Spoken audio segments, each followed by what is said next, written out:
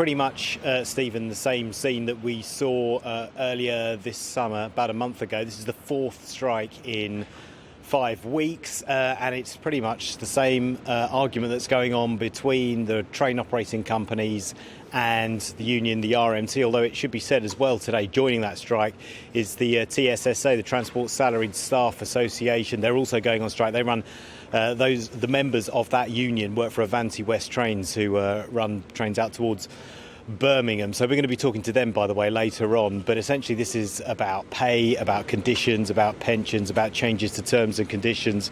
Both sides still in loggerheads at the moment. Neither side can come to any sort of agreement at the moment. So about 20% of trains are going to be running in England, Wales and Scotland. Network Rail has published a special timetable for Wednesday, with trains starting at 7 a.m. running through till 6:30. There'll be no trains to in or out of Blackpool, Portsmouth and Bournemouth. And there are more strikes to come next month as well. On the 18th and the 20th of August, the RMT have also called for strikes on those days. Those are really key because the 20th is a Saturday, and we haven't seen any big strikes on that day of the week so far yet. So that's an interesting one as well. Remember, 37% of journeys in England and Wales in 2020 were for commuters. 28% were for leisure trips. So that's where they're trying to have an impact there, because less people, of course, are commuting, and the unions want to maximise the damage. But yeah, later on we're going to be talking to the TSSA, and then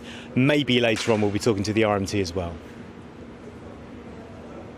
Isn't it just how we, the public, react to all of this, and whether, just what level of support there is for this strike action, if any?